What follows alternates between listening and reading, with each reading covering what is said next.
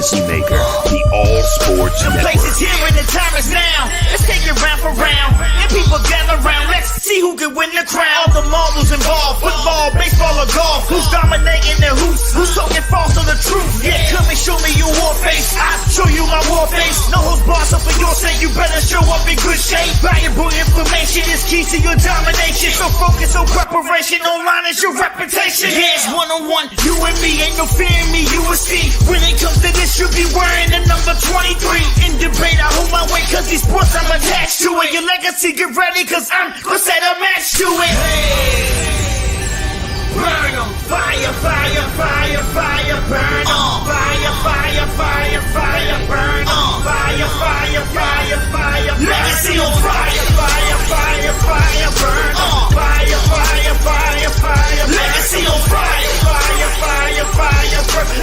Fire, fire, fire, fire, legacy on fire.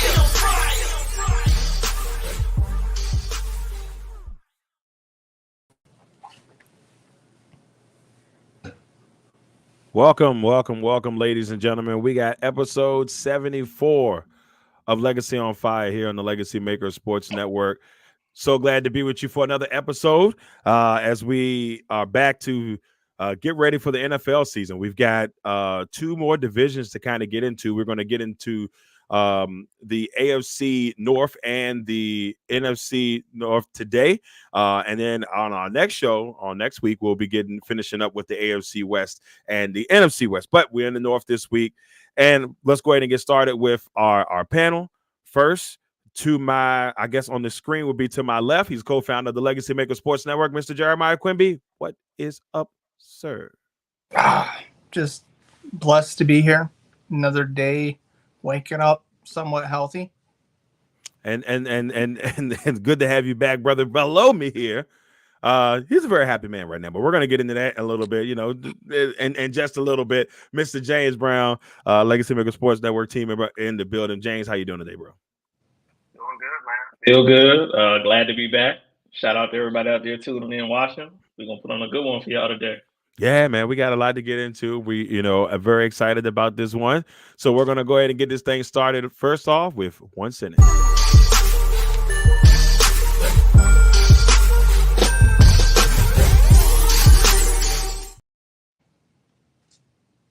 All right. So our first one sentence today, we're going to talk about the Olympics. All right, ladies and gentlemen, the Olympics is over. And, we've had some very, very fun moments in the Olympics. Very, very fun moments in the Olympics. Some great things happened in the track and field world.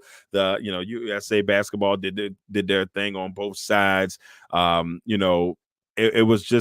It was a fun Olympics, but we had some really fun things happen in the Olympics that made some legendary memes in the process. So we'll go ahead and get started here. James, I'll start with you first. What's your one sentence on your favorite Olympic event from this Paris Games?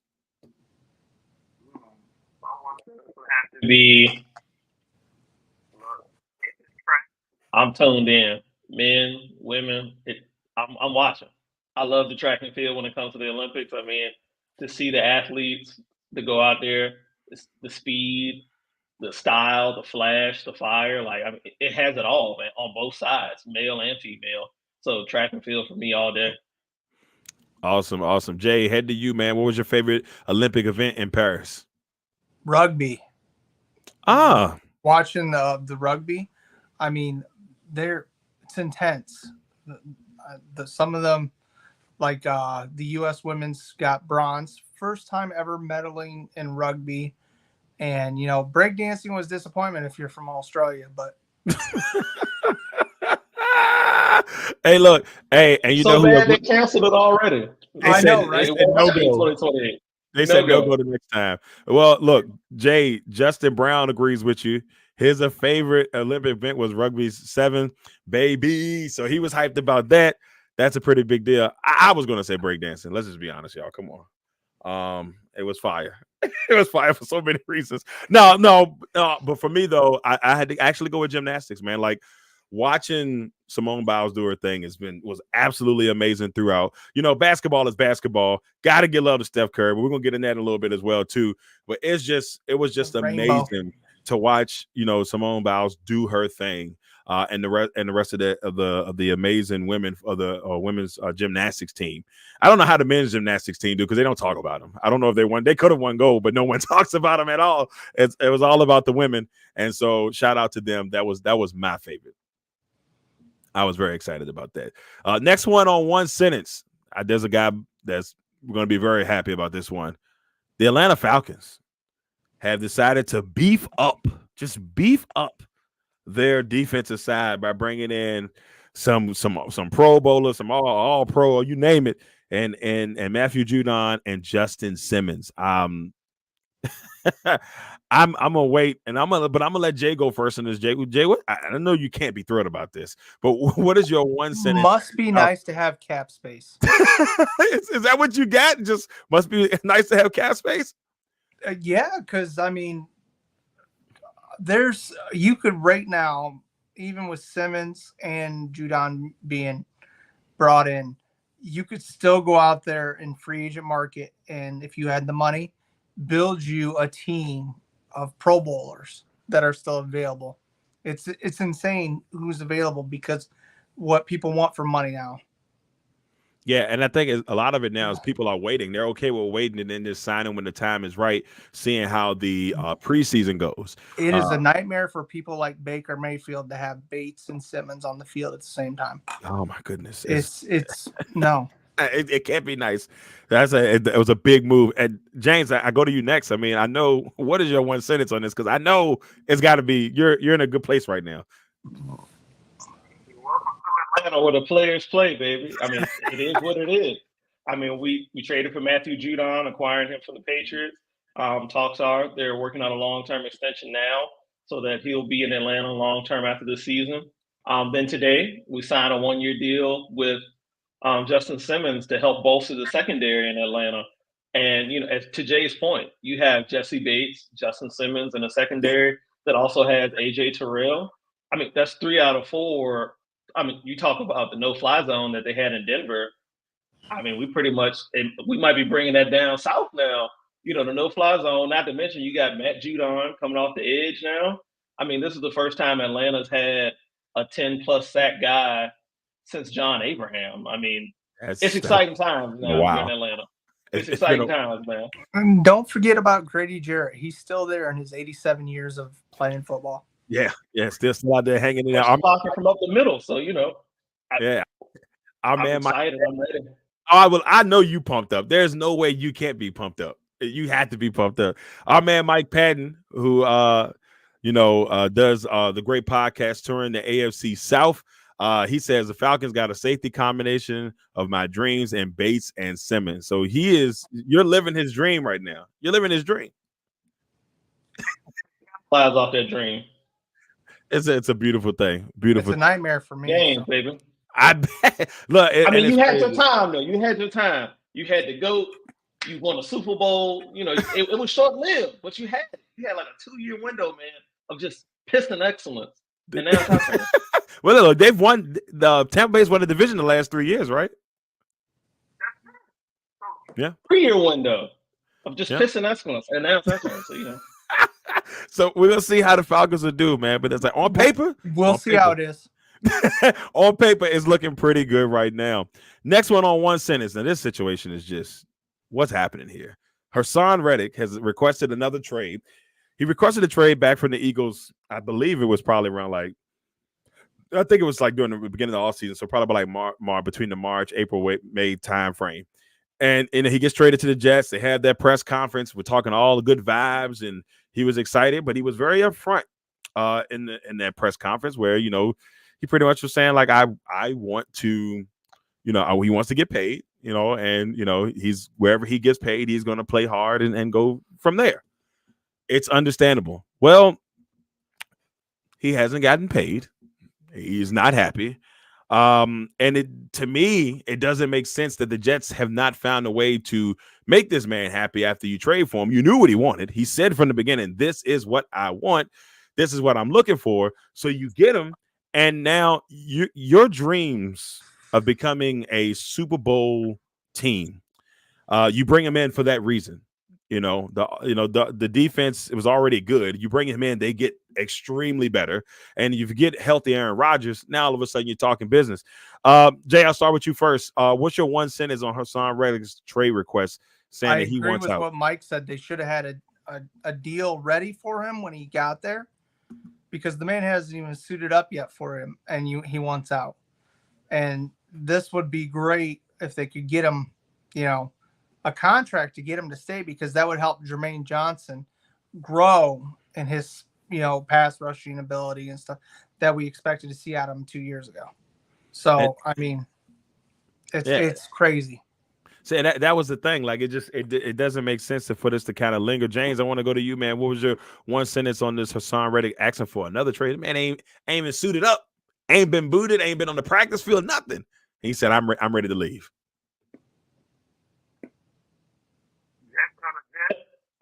They are who we thought they were. Shout out to Denny Green, RIP. I mean, it's bad. This is bad. If you're the New York Jets, you traded for Hassan Reddick, hoping that he could come in and help bolster the pass rush for you. I mean, you've invested in that position by drafting a Jermaine Johnson, drafting a Will McDonald, and right now it seems like they needed a little more. They were hoping Reddick could come in and give them that off the edge, and it's like you said, he just hasn't shown up. He hasn't participated in off-season activities. He hasn't participated in minicamp. He hasn't participated in training camp so far. I mean, we don't even know if he's even been to New York at this point. Like, he's nowhere to be found. They should have known going into this that, hey, he's going to want a deal. He's going to want substantial money up front. We need to come correct if we're going to make this trade. It kind of looks like the Jets were just ill-prepared on this front, man. Yeah, this doesn't make – and here's the thing. Even though they haven't been winning per se, the last two seasons, even with the offense being abysmal, they have kind of competed. I mean, if you go, even it's been weird, but they found ways to compete. Even when they had Mike White at quarterback, and it was just kind of like back and forth. Even they played the Chiefs last year, and they played well against the Chiefs. Zach Wilson was out there looking like he could have. If that's the Zach Wilson you're getting all the time, there's no need for Aaron Rodgers. But like that's the thing that you saw from him. But now you sit there and say, okay, guys, what are we doing here? You got to figure out. They traded a good young man in the process, and I can't think of his name. It's not clicking right now. They traded a good young man in the process and sent him to Philadelphia, who was very productive on the team last year, to bring him in. Yeah, right. And so they did that. Last season, they lost in the Philly, signed them away. And that's the part that gets me. So Patton says they are still going to be a good rushing the passer, though, because of the young guns that they have rushing the passer. So I agree with that. But I mean, you bring in Reddick because you want a game changer. Like, you want somebody like game changer. So they got to figure it out. And Douglas has done a really good job, in my opinion. If you really look, he's done a good job of bringing people in. That it may not just maybe the way they haven't maybe not the way they wanted to like kind of work out so far, but they've been able to bring pieces in. They've been able to make trades and stuff to kind of get in their favor. So you got to make it work. You're making the University of Richmond look bad, my guy. You're making the University of Richmond look a little bit crazy right now, but I got faith that he'll figure it out. All right, that's it for one sentence. Now it's time to head over to the fire starter.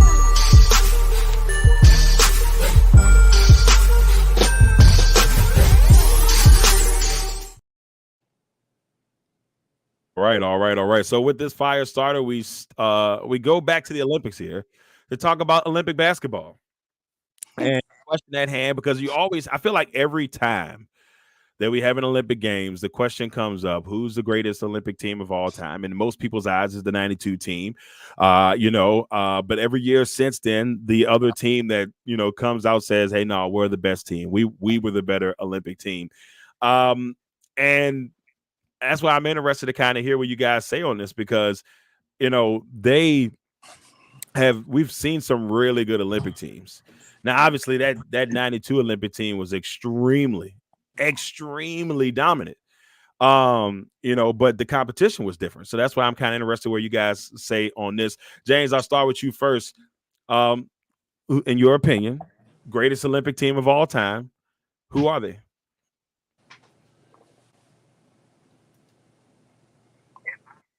Greatest Olympic team of all time. I mean, it depends on what you're looking for. If you want that nostalgia, if you want that dominance, if you just want going out there, lacing them up and kicking ass, it is the dream team. But this team that we fielded this year, I mean, you're talking about having guys that are skilled, dominant, and it's just that the rest of the world is caught up in a sense. Honestly, I could care less at this point because we still won gold. So long as we win gold, I mean, that's the gold standard at this point. We send a team out there every 4 years to win gold. I don't care who's on it. You're to win gold. That's the standard here in America when it comes to basketball. We're the best in the world. We have the best players in the world. Go out there, compete, win gold, bring it back home. I don't care who's on the team. You got to get it done. I love it. I love it. That's the funny thing. You know, it's like you get NBA stars each year. There's some teams that have had some struggles in the past year. I would even say this year's team has had some tight games. There weren't, there were some tight games. That last game was tough all the way up until the end for this year's Olympics. Jay, who's the greatest Olympic men's team in your opinion? I mean, honestly, I'm going to go with 92 Dream Team because they were beating teams by 40. That was their average of wins. I mean, and they didn't even have Isaiah Thomas because of the beef that Jordan had with him. So that's it. Plain simple, 92. These guys got lucky. I mean, Steph got hot at the end of the France game. But basketball has spread so far that you got superstars on other teams now playing. I mean, it's insane. I watched Wembley's press conference. He's like, I'm going to go back and, watch the, Saint or the Spurs suck for another season after we lost here. Look, I will say, to me, it's 92. And I know maybe it's a nostalgia purpose, but it's hard when you know that they had so many Hall of Famers. And don't get me wrong, some of these teams that are coming through now are going to have plenty of Hall of Famers on there. But when you think about, I mean, maybe for our generation, how good how good they were. Mike Patton said, I'll be silly and say the Redeemed team was the best Olympic team of all time. They had a lot on their shoulders. After that 2008 run, they had a lot on their shoulders. So I'm not 100% surprised that that Mike went there. That team was tough.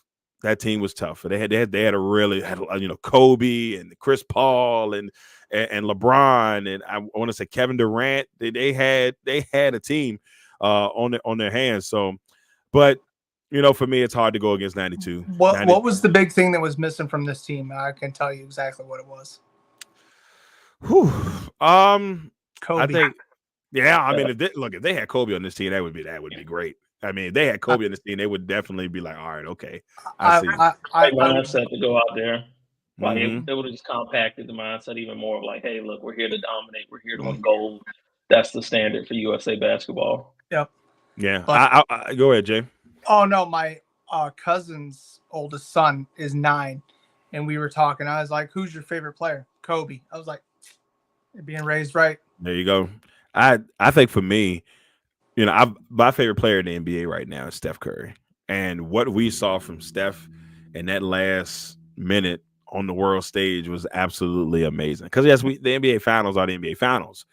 This is on the world stage. Everybody's watching. Everybody's watching. That last shot was so beautiful. And the way he hurt him in that 12 points in that last minute, it was almost easy for him. And a lot of people was like, why did he pass it to Durant or LeBron? And now when Steph is hot, the way when he threw that bad boy up, I said, yeah, that's going in. That's Steph Curry. He's, to me, I know a lot of people don't want to put him as the greatest player of all time. I won't do that neither. But it's hard not to put him, in my opinion, at this point. Like, he's right on the edge of the top 5, man. Like, I mean, at least he's debated all time. What he's been able to do is insane. And he's changed the game. I've always been a person like, if you change the game, it's hard for that person not to be in that conversation. People shoot that far out now because of him. You know what I'm saying? Like, I know that you can't say that in football. Like, you go to football, I always felt like Michael Vick changed the game. But unfortunately, Michael Vick's not going to be a Hall of Famer. That is what it is. But Michael Vick changed the game.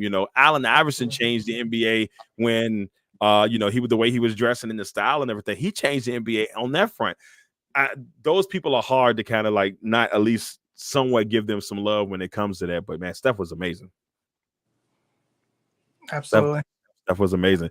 Now let's head to our next one on the fire starters, and let's talk a little NFL. We're gonna finish this thing off right here. We've done our top 5 quarterbacks, we've done our top 5 receivers, and we did our top 5 running backs. Now we're gonna do top 5 defensive players heading into the 2024 season. Now I'll start with Jay. Now, Jay, I know you told me earlier, he's like, Darrell, I got he got 2 lists here. So I'm gonna let you cook as a young No, I deleted the other list after we talked. So did you? Yep. Okay. All right. Okay. I remember parts of it, but still. That's cool. Well, I'll let Jay go first. Well, because the sack is so prominent anymore. Most of mine is edge rushers. So I got Micah Parsons, TJ Watt, Josh Allen, Montez Sweat, and Aiden Hutchinson. Honorable mention to Antonio Winfield Jr. because he reset the safety market. Sorry, best safety in the league, in my opinion. It's a solid opinion. I mean, the guy's all pro, so I mean, you're not lying. It's a pretty strong opinion there. Not a bad one at all. James, your top 5 defensive players. Probably would have to agree with Jay. Like it's definitely going to be edge rushers because the most important thing right now is getting to the quarterback. So I go Parsons.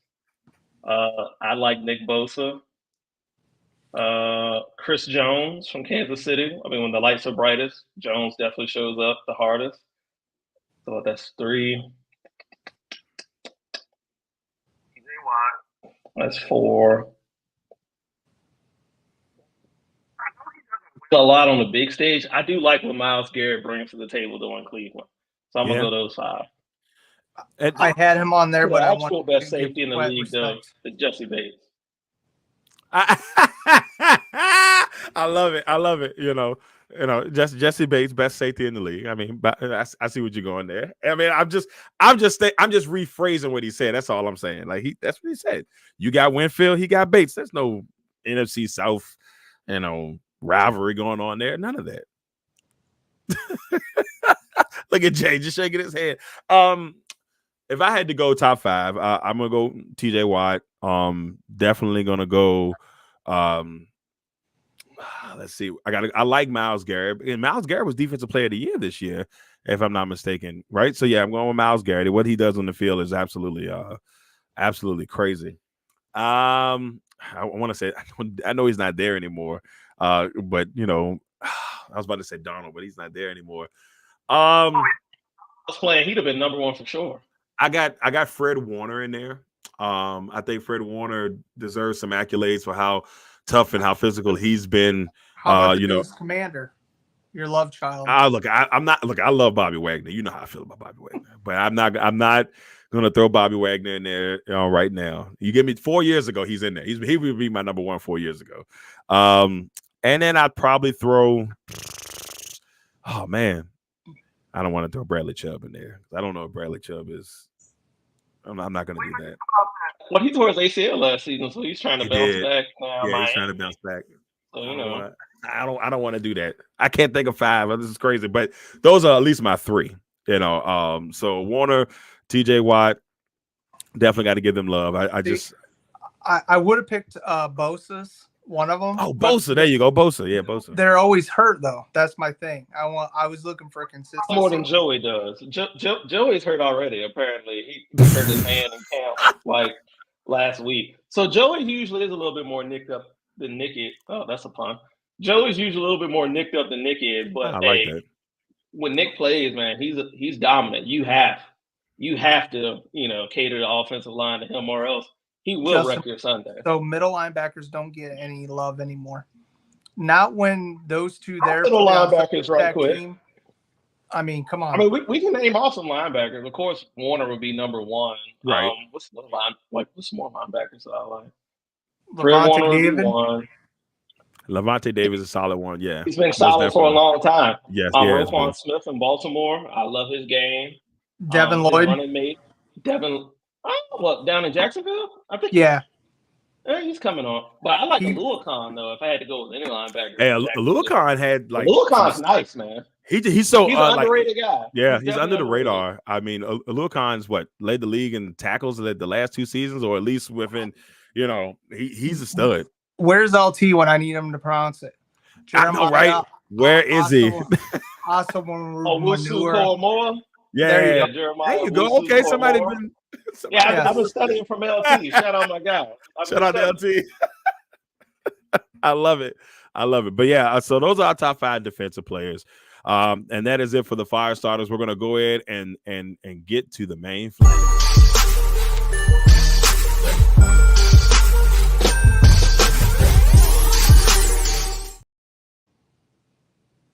All right. So in the main flame, we're finally getting to our previews to kind of talk. Hey, where the AFC South and the AFC North and the NFC North, and kind of see where they kind of land this year. What are our predictions for the division? And I'll be honest with y'all, fellas, I am extremely I think for both divisions, I think will be really tough to kind of decide because you really don't know how the quarterback play is going to go. In my opinion, maybe the NFC North. We know Goff is solid. You got Love. He's trying to figure out if he is technically the highest paid quarterback in the league right now. But I personally need to see another year of it before I get woohoo. Caleb Williams is there now, and then Minnesota's Minnesota. And then in the AFC North, they got nothing but quarterbacks. In the AFC North, it is a onslaught of quarterbacks in the AFC North. So we'll go ahead and get this thing started. James, I'll start with you first. Give us your predictions for the AFC North and the NFC North. NFC first. I think that one might be a little bit more easier to kind of break down and predict. Starting from the bottom to the top.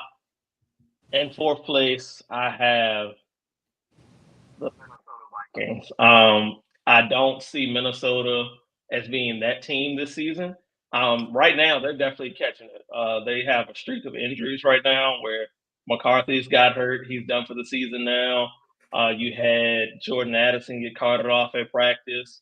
I think they had a DB go down that's possibly out for the season. So right now they have a very bad case of the injury bug, and I think that will carry over into the regular season where they're just missing guys that they count on and that are key for their team and them to have success. So I have Minnesota in 4th. 3rd place, I have the Chicago Bears. I know there's a lot of Caleb Williams hype right now. I know that, the defense played well last year once they acquired Sweat. And so they feel like, hey, if we have a quarterback now, we're going to turn things around. This could be a 8, 9, 10-win team. I don't think so, not just yet. I mean, we still have to see if Caleb Williams can do it on the regular season when the defenses aren't vanilla and they aren't just, when they're actually disguising coverage. So if he does that, kudos to him, but I don't see it happening this year. I got him in 3rd. 2nd place.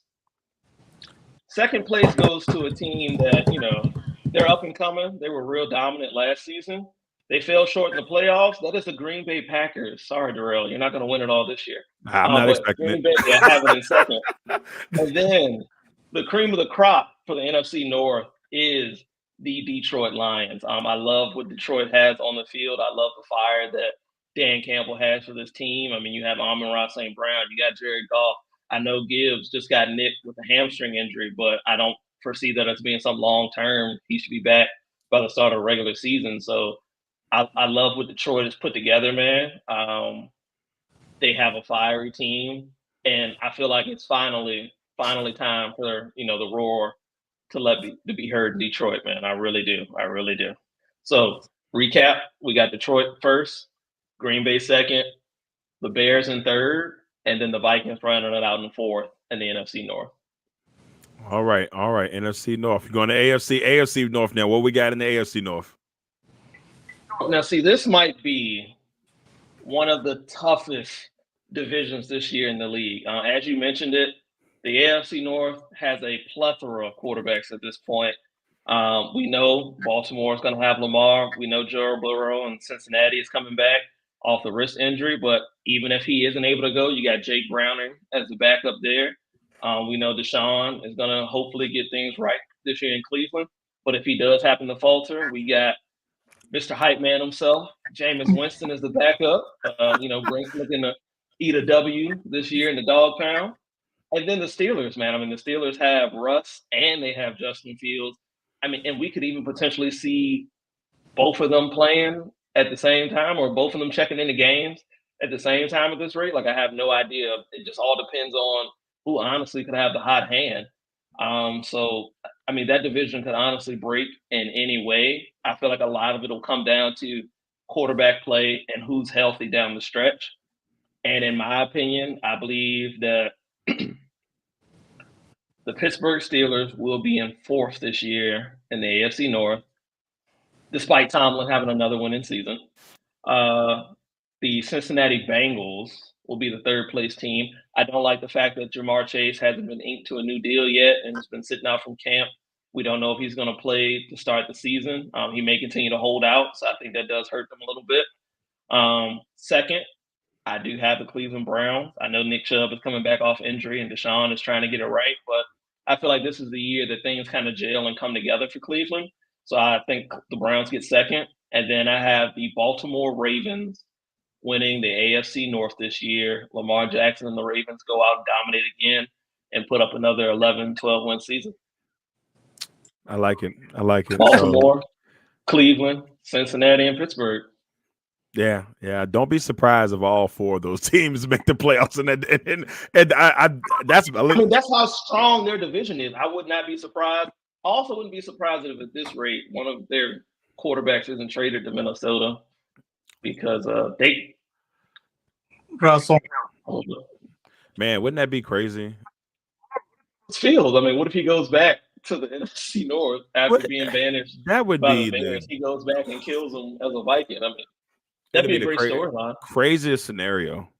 I mean, but I would not want to give Justin Fields, Justin Jefferson, with a competent offensive coach, and Kevin O'Connell. So like that's a little bit scary. Let's not talk like that.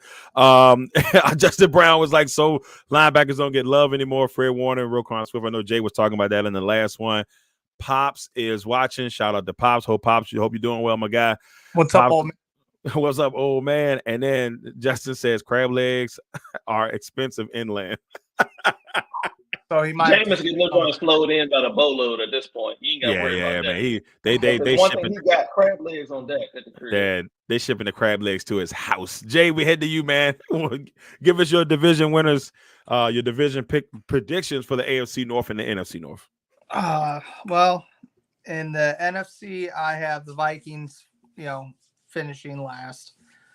Then the Bears, then the Lions, and the Packers.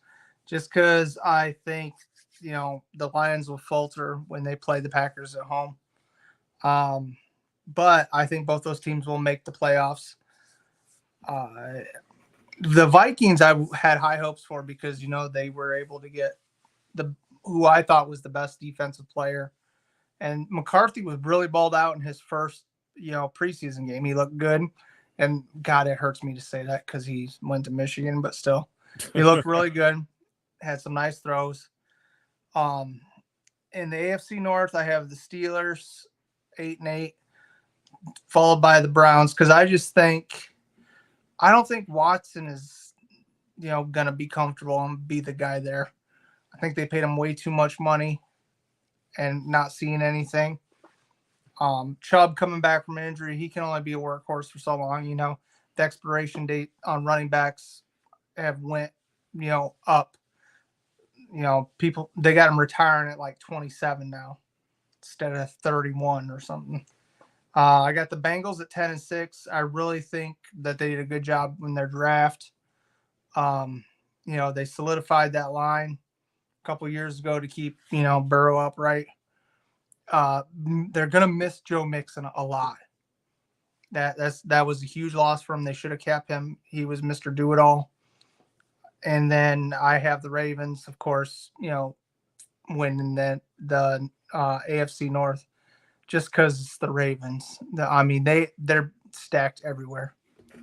All right. I'm not no disappointment there. My AFC North is crazy. So I'll go with NFC North first. So I'm on the same boat as James here.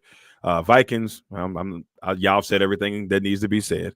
The Bears are tricky, because the NFC North is playing. They have a tougher schedule this time around. The Packers got a really tough schedule. That's why I like a lot of people was like, man, it's a good year for them. They got a lot of tough matchups. Rams, Eagles, 49ers. They're playing pretty much all of those second place teams from last year. And it's going to be tough, but we'll see how it goes. So I have, but I do have the Packers finishing second, and I got the Lions finishing first. The Lions are out for blood. They know they should have been in the Super Bowl last year. They messed up, and so a team like this will.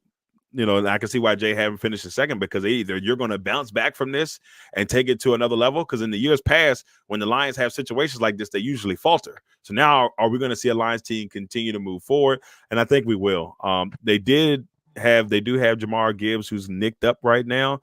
I don't like that for them, but Montgomery had a really good year last year, so I won't, put too much stock in that. Just at least right now, because and they still got Swift, and they still got Swift. I really like what they have. Swift's in both in Chicago. Oh, that's right. Now. Swift's in Chicago now. Yeah. Oh. So what? Yeah, Swift's in Chicago now. So looking at that, I would probably have it Lions, Packers, Bears, and Vikings.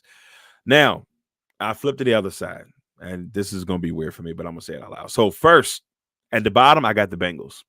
And this is kind of why, Jay made a really good point. Now, the bottom in the AFC North is not a bad thing. You still might win 10 games. So I'm just throwing it out there. You may still go 10-7 and be last place and make the playoffs. So there's nothing to be ashamed of, and which is probably the best division in football.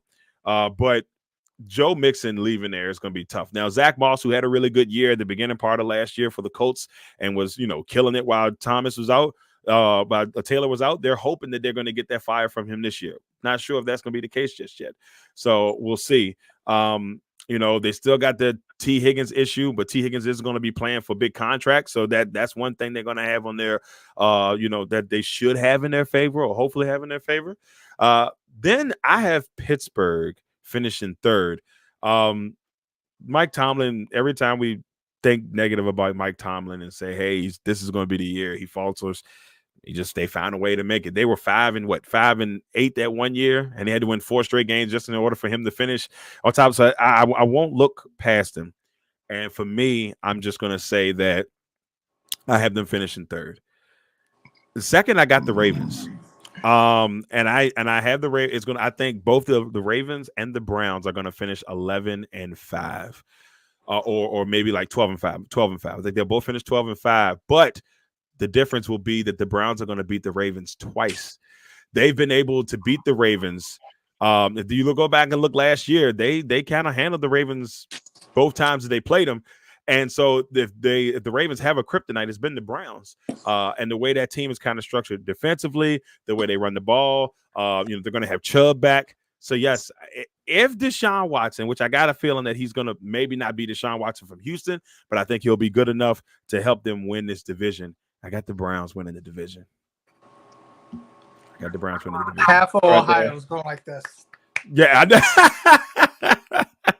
Hey, well, look, I'm glad I'm glad there's some people that's probably upset with me right now, and that's fine.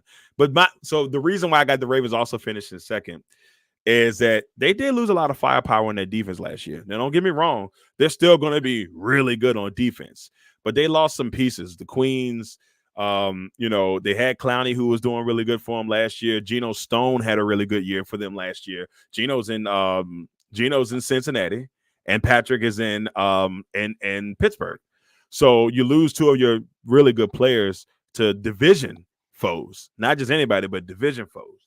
So I think that will hurt them a smidget.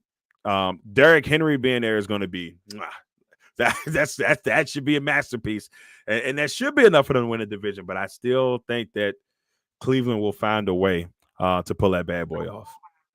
You got to think Baltimore has a history of just drafting well. They do. So regardless of them losing pieces, they always ante back up. They restock the cupboard.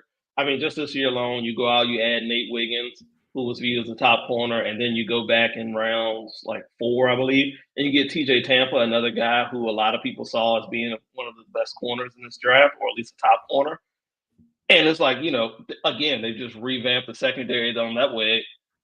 If you can cover, sacks are next, man. If you can cover those wide receivers down the field, And Kyle the Hamilton. Ravens got guys that can get home.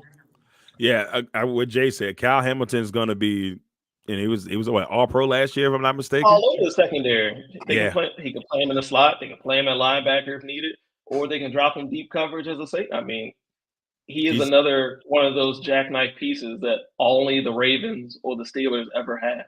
Yeah, he's been amazing for them. So that part of it is kind of hard for me. So that's what's it's going to be a battle, but I think that's how they have the same record, but it's those two Cleveland games are going to trip them up. Another guy to watch out for will be Malik Harrison. He's going to step into that linebacker role. He had a really good first preseason game. He's going to step into that linebacker role and take Queen's spot, and I think he's going to have a really good season. He may not be on Queen's level just yet, but I think by next year we'll be talking about Malik Harrison as that next up and coming linebacker in the NFL, if not top 10. So we'll see how that all goes. All right, everybody, it's time to finish this bad boy up, and it's time to put out the fire. Fire, fire, burn on. Fire, fire, fire, fire, burn on. Fire, fire, fire, fire, legacy on fire. All right, so we'll finish this up and put out the fire. James, you'll go first, my friend. It's time for you to put out the fire. All right. At this point, what the hell are the San Francisco 49ers and Brandon Ayuk doing? He's been demanding trade requests all off season. He's been wanting to get paid, or he's been wanting to get out of San Francisco. At one point, hey, we're not going to trade him. We're not going to move him. There's no way. And now it's, hey, we're trying to move him. We have deals in place. Brandon doesn't want to cooperate. Brandon doesn't want to sign off on any of these contract extensions. What is going on at this point? Players have too much power.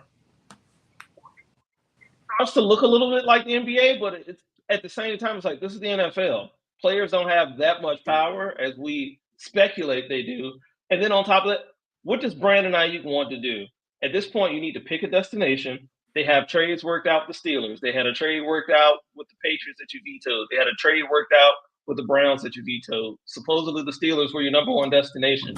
If there's a trade in place, why the hell aren't you taking it? Clearly, the contract is on the way. Clearly, the Steelers want you. Everything should be lined up at this point. This has gone on way too long. We're dragging it out entirely too long. Get it done at this point.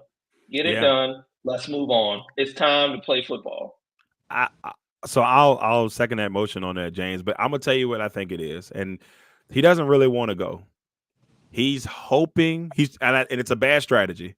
Because I know 49er fans that are turned off by him right now. Like if he would leave tomorrow, they would be happy. They feel fine with the people that they drafted. Ricky Parcells is somebody that they really like out there. They got Terrell Owens' son out there who's having a pretty good training camp, and Tariq Owens. So my thing is, and there's others, but my thing is, if they can get him out of the way, I think they would at this point. I really do think he's hoping that they will pony up and say, all right, man, that's it. But here's the thing. He does not have any of this in his favor because, one, he's in the third year of a 5-year, and he still has like they can franchise tag him twice before he can even, he's a technically free agent in addition, but they can franchise tag him twice. So he doesn't have any clout right now. So if anything, man, get out of there. Get out of there while you can. I mean, him and Pickens together would be a nice combination out there in Pittsburgh, but I guess we'll see. Jay, we head to you, man. Go ahead and put out that fire. Oh, college football is coming back, but I mean, this NIL money is getting out of freaking hand. Because I mean, the way Mr. Knight said, "I'm going to buy a championship for Oregon." What? Come on, man. My man got that crazy. big money. Well, I know he's got the big money, but it's crazy because it's no longer – they're taking some of the purity and sanctity out of what – I mean, if it's going to be like that, a lot of the other sports like field hockey, lacrosse, they're going to lose the money that the colleges are putting in, and football keeps making this much money, so it's going to be a bad thing for other student athletes. Yeah, So they gotta pick and choose. The NCAA needs to step up and figure out something ASAP. how many years before Oregon wins a championship? Is it this year? Is this the year that Oregon wins the championship? I hope not, because Ohio State is, they put the AP polls out. We're number 2, and which is fine. I don't like being number 1 because that puts pressure. But our schedule is crazy. Yeah, man. That I looked at some of the like Big Ten schedules. Whew. It's like how the SEC, you know how the SEC for years you'd be like, ooh, that's a tough part. Man, that Big Ten schedule is that thing is rough. Like I'm hoping, for the teams in that division's sake, man, that they can make it through. If they can make it through there, they can make it anywhere, I guess.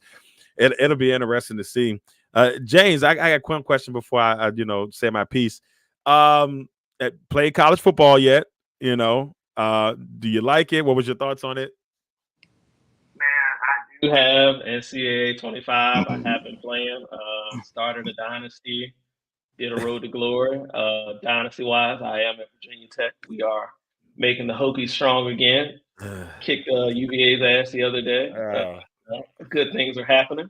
But man, I love it. I mean, it is definitely frustrating when you have them in 3rd and long, and somehow the running back just dips out of the backfield and breaks it for like the 15 yards they needed. It is definitely frustrating at times. It is also frustrating when every single team runs hurry up on the offensive side, and you're just like, yeah, I just need a second to pick my damn play. I need a second to audible into the right defense, and I'm gotta not call timeout. You gotta call timeout. Either you call timeout or you just roll with the punches. But man, I love it. I love it. I'm glad it's back. And maybe, I don't know, Ball. I don't know how you feel. Maybe we have a little NCAA tournament with the people on the team, and like we stream it on StreamYard. If y'all want that out there, let us know. We'll see if we can make that happen. I'm game, but man, I'm glad it's back. I love it. Man, I'd seen a guy on a video where he was 4th and something at the 3-yard line, ran it all the way down to the end zone, and then came back on a circle and ran all the way back to the other, doing the flip backs to people. I can't. I'm like, what the hell is that's why I don't play online. That's why I don't play online. That turn off button. That's why I don't play online. And people are like, Darrell, I want to play. Nope. I don't want to play against you. I just let me play against the computer and get frustrated that way. My biggest complaint before I put out the fire would be my biggest complaint is the interceptions, because they've made defensive backs insane. I remember one game I threw 5 picks and I still won the game, but I threw 5 picks and the picks were crazy. Like, how you throw to the sideline, you think, oh, I think I'm safe. No, you're not. Guy comes through, the water boy. I mean, it's amazing. That one toe, man, that one toe drag swag. And it's just it was a game that I was on making the move on the way back, and this guy picked it off. I still don't know how he did it. Till this day, I'm still baffled. But what I will say about the game, I know a lot of people have their complaints, but it's fun. Like Madden's more simulated. This is almost an arcade style game. The crowd noise, the energy, it makes up for all the maybe little bad stuff. But I've enjoyed it so far. I'm gonna say put out the fire real quick, and we're gonna get out of here. My only thing that I have, Seattle Mariners. God, I don't know why you decided to lose a 10-game lead and then let Houston retake the lead. Now, the good thing is you're in the mix. You still have a chance. I'm not gonna get my hopes up, but just please play better ball down the stretch. I think you made some good moves, during the not free agency, but the trade deadline. I like some of the moves that were made, bringing Randy in there from Tampa Bay. I thought that was a really good move. I just want to make the playoffs. That's all I ask for. We shouldn't be stressing right now. Now we're a half game back, and we can't beat Detroit. Detroit beat us 15-1 the other day. It lost earlier today. I think 2-1. I'm over it. Victor's happy. But I'm not. I need y'all to figure this thing out. Like, can we just make the playoffs? I know you, but you guys are going to make the playoffs. Y'all are fine. That's not the same case for us, and it's okay. All right, that's my little rant. All right, everybody, that is it for episode 74 of Legacy on Fire here on the Legacy Maker Sports Network and airing on Bowie Television. We'll be back next week for episode 75. and we will bring you our last division preview as we get closer and closer to the subscribe, follow. Yes, like what James said. Yes, make sure y'all check in with And us. share. Check out all the greatness that we got going on here on the Legacy Maker Sports Network. Before we get out of here, Jay, anything you want to say? Love your people. You never know what tomorrow's bringing. James, anything you want to say before we get out of here, brother? Said another week back. Shout out to everybody out there tuning in. And as always, make sure to like, comment, share, subscribe. Check out all the great stuff we have here at the Legacy Maker Sports Network. And honestly, let us know if y'all want to see a college football tourney out of people at the network. Let us know. We'll see if we can throw something together for you real quick so you can catch all those aggravated interceptions live. I am so losing in the first round. Doesn't matter who plays me. I'm taking the L. And it's okay. I mean, I'll suck it up and just, it's going to happen. I am going to lose in the first round, and it's okay. The last NCAA I played was like 2014. Man, I'm gonna tell you, if you get it, Jay, it's gonna frustrate you, but it's gonna be a good frustration. You're gonna really enjoy the game. It is really a fun game. I will say that it's not perfect, but it's definitely fun. I think by next year they'll probably figure out some things a little bit more. And Ohio State running backs won't just do spin moves all the way down the field and score touchdowns. Crazy work. I saw a picture of that thing online. I said, why is this happening? And nobody deserves this. He just spin move, touchdown. OP in the game. Well, I think Ollie Gordon's OP in the game. Well, you got the guy from Michigan, Nick Harbor from South Carolina. Wide receiver was like 6'5", 99 speed, and jumping out the gym. You just send him on a fly route, and he's just outruns everybody on the defense. It's just not fair. It's not fair. It happens almost just like that, Jay.